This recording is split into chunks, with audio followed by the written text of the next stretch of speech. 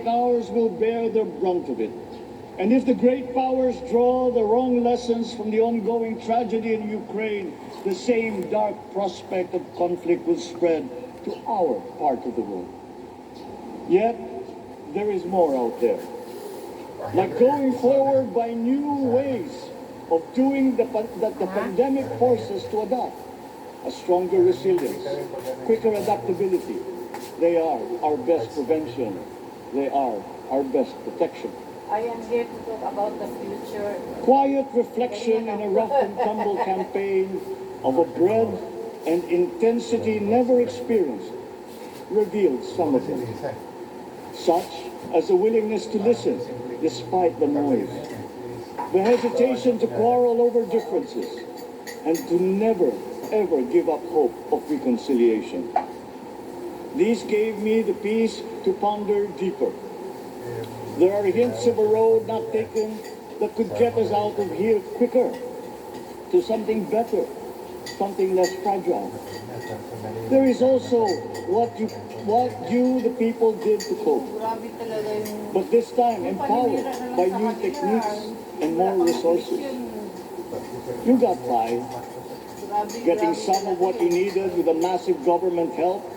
And for this, I thank my predecessor for the courage of his hard decisions. But there is a way to put more means and choices in your hands. I trust the Filipinos. Imagine how much more you'd achieve if government backstops instead of dictating your decisions. Always there to pick you up when you fall, giving what you need to get past a problem. Imagine if it invested in your self-empowerment to bring it closer to taking on whatever challenges come. Imagine a country that, in almost every sense, is you. Now imagine what you and government can achieve together. We did it in the pandemic. We will do it again. But again, I will not predicate my promise to you on your cooperation. You have your own lives to live, your work to do, and there too I will help. Government will get as much done alone without requiring more from you. That is what government and public officials are for. No excuses. Just deliver. It was like that once upon a time.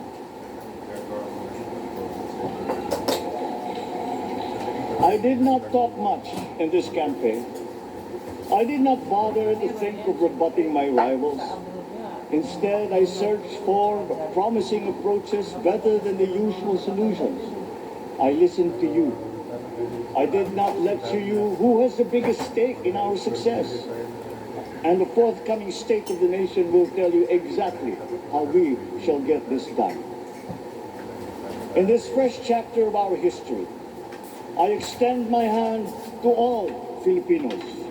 Come, let us put our shoulders to the wheel and give that wheel a faster turn to repair and to rebuild and to address challenges in new ways to provide what all Filipinos need, to be all that we can. We are here to repair a house divided, to make it whole, and to stand strong again in the Bayanihan way, expressive of our nature as Filipinos. We shall seek, not scorn dialogue. Listen respectfully to contrary views. Be open to suggestions coming from hard thinking and unsparing judgment. But always from us, Filipinos. We can trust no one else when it comes to what is best for us. Past history has often proven that. Solutions from outside divided us. None deepened our understanding. They were always at our expense. Never forget, we are Filipinos. One nation, one republic, indivisible. We resisted and never failed to defeat foreign attempts to break up our country in my father's watch. His strongest critics have conceded that. So let us all be part of the solution that we choose. In that lies the power to get it done. Always be open to differing views, but ever united in our chosen goal. Never hesitating to change it, should it prove wanting. That is how agile, resilient republics are made.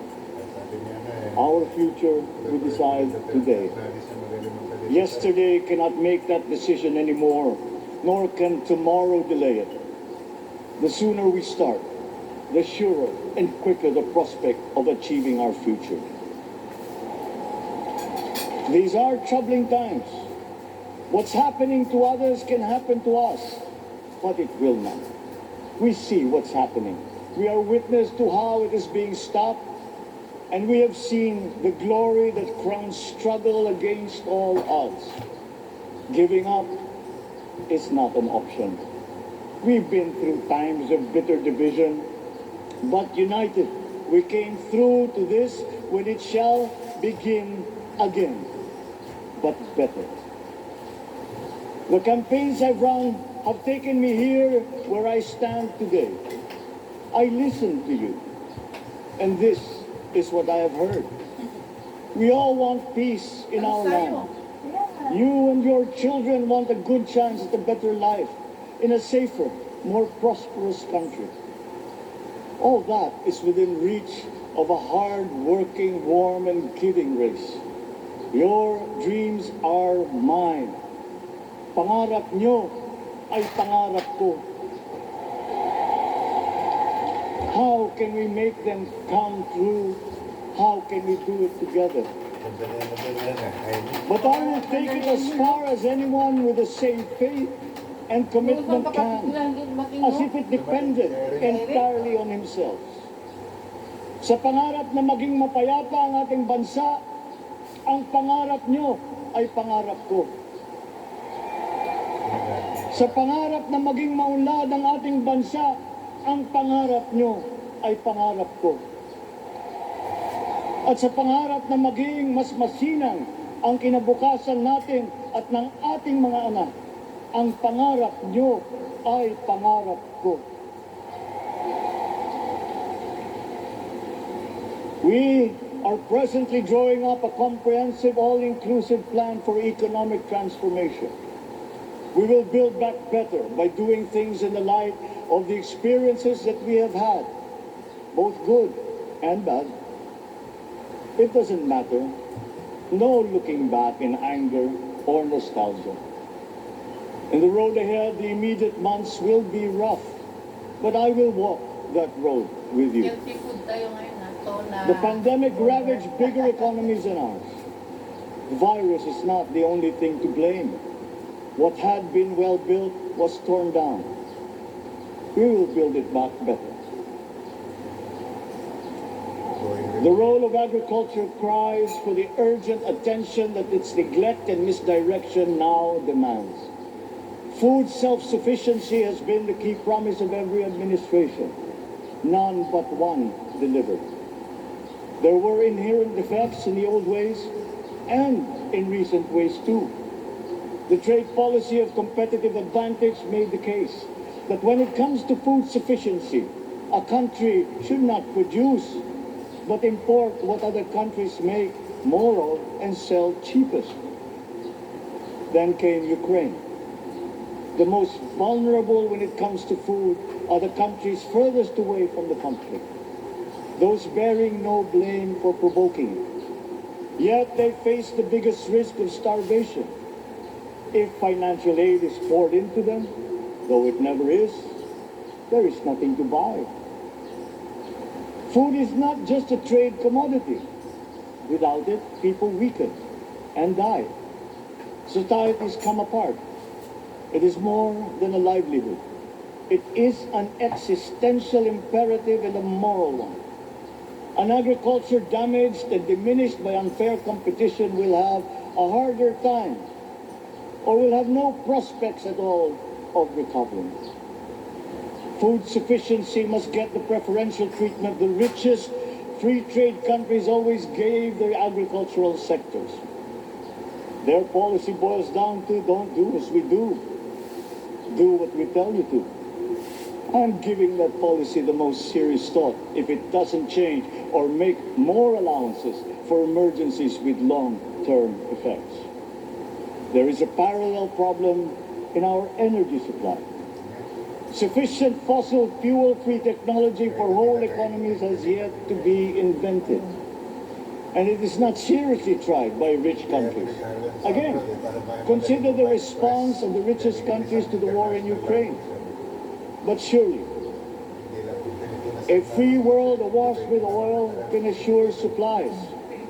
Or we will find a way. We are not far from oil and gas reserves that have already been developed. What we teach in our schools, the materials used must be rethought. I am not talking about history. I am talking about the basics, the sciences, sharpening theoretical aptitude and imparting vocational skills, such as in the German example, alongside the national language with equal emphasis and facility in a global language, which we had and lost. Let us give OFWs all the advantages we can for them to survive and to thrive. Our teachers from elementary up are heroes fighting ignorance with poor paper weapons. We are condemning the future of our race to menial occupations abroad. Then they are exploited by traffickers. Once we had an education system that prepared coming generations for more and better jobs. There is hope for a comeback. Vice President and soon-to-be Secretary of Education, Sarea Duterte will fit that mission to a T. We won't be caught unprepared, under-equipped, and understaffed to fight the next pandemic. To start with, we never got over the pandemic of poor, if any, free public health. The last major upgrade of a public health system, exemplified by the resources poured into PGH, predates the current shambles by 3 generations. Our nurses are the best in the world. They acquitted themselves with the highest distinction abroad, having suffered even the highest casualties. With the same exemplary dedication at home, they just got by. They are out there because we cannot pay them for the same risk and workload that we have back here. There will be changes starting tomorrow. I am confident because I have an uplift in my cabinet. There were shortcomings in the COVID response. We will fix them. Out in the open. No more secrets in public health. Remember, I speak from experience. I was among the first to get COVID. It was not a walk in the park. My father built more and better roads, produced more rice than all administrations before his. President Rodrigo Duterte built more and better than all the administrations succeeding my father's.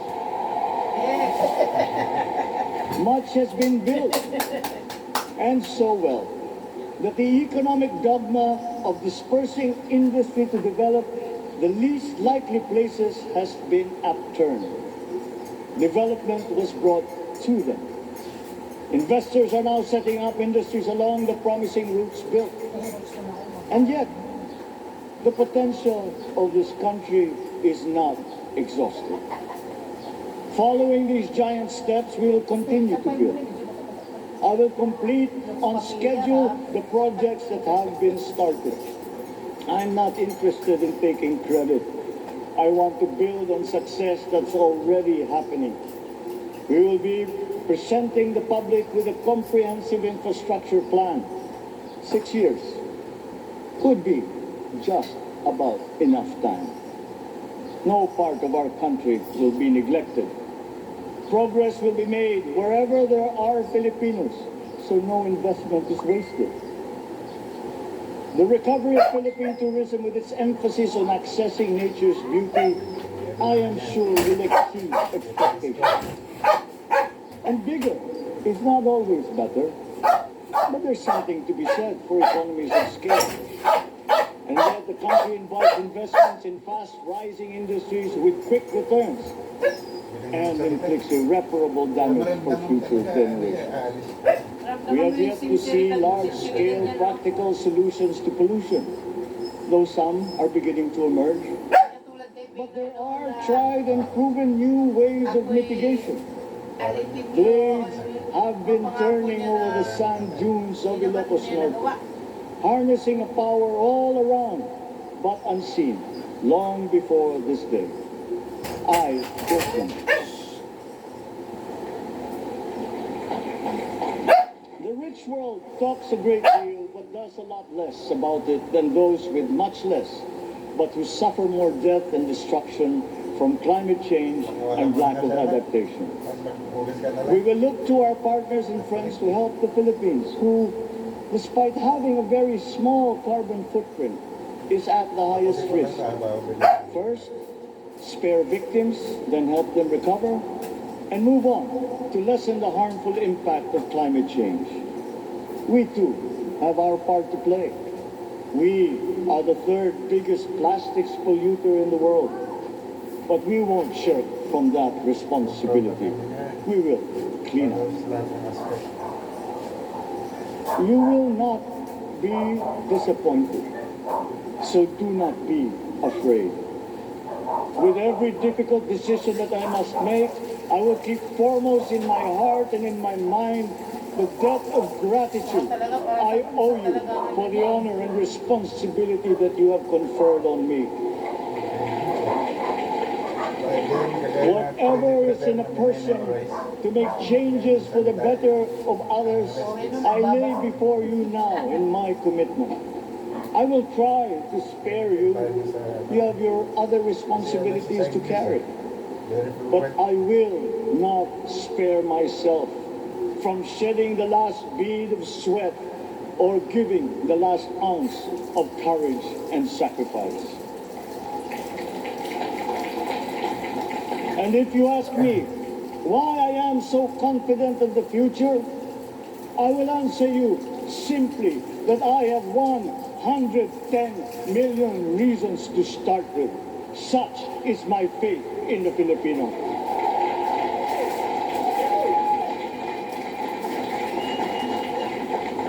Believe, have hope. The sun also rises like it did today and as it will tomorrow. And as surely as that, we will achieve the country all Filipinos deserve. God bless the Philippines. God bless our work. Maraming salamat po sa inyong lahat. Mabuhay ang Pilipinas. Magandang tanghali po.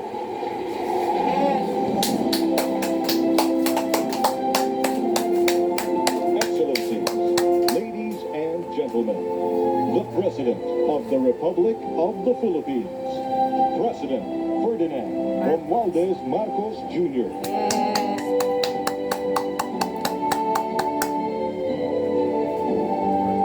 We will now have a photo opportunity with President Ferdinand Gusto makita kita sa personal, May we invite Mr. the President first family on Marcos. stage, First Lady Liza Araneta Marcos, Ferdinand Hindi ko kasi alam paano Alexander pumunta Sandro talaga dyan eh. Marcos, Kasi kung alam ko lang paano pumunta, talagang and nag-ano William Vincent Marcos. saan doon. Ang Malacanang alam ko puntahan. Pero yung sa Intramuros, hindi ko talaga alam paano puntahan yan. Dati alam ko, May dala we tayo now ng request sasakyan. Vice Pero President pagka Sarea nag-commute, Duterte to join the first family. Pero pagka nag-commute, hindi ko talaga alam paano.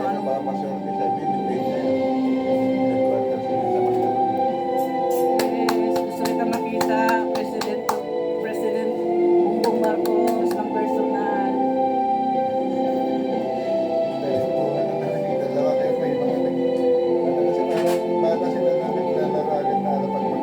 Ayan! Magkasama yung dalawa, Vice President tsaka yung President. Yay! Vicente Soto III to join the first family.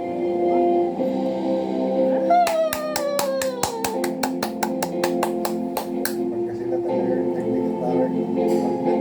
Parang meron, kaya nagkaibigan lang sila. Close talaga yun. Yun, ano lang. Parehas may mga pamilya yan eh. Ano ba? Walang halong Malaysia yan. Ano ba? Hinahanap niya si Vice President. Biglang nawala eh.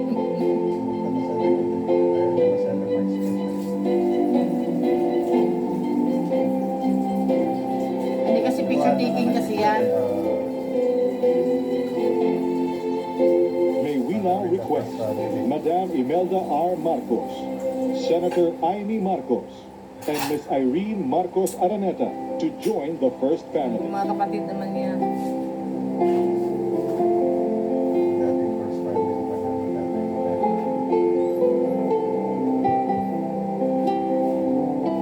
Sana yung dalawa. Picture na kayo. Tsaka si Madam Imelda.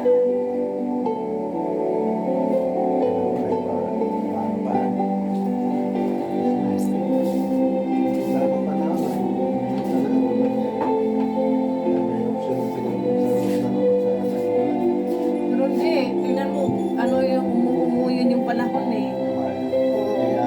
Oo, tingnan mo, ganda ng panahon. Kasi tanggap na tanggap talaga si Ferdinand Jr. bilang presidente ng Pilipinas. Nakaka-emosyon. Sabihin mo, hindi pa ano masyado, pero Nakaka-proud kasi siya yung binoto natin.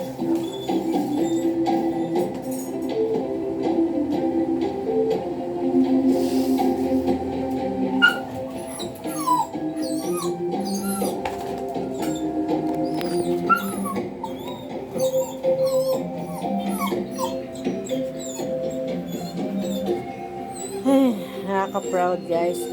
Alam mo, masaya at halong lungkot yung nararamdaman ko kasi dati kay BBM kami kay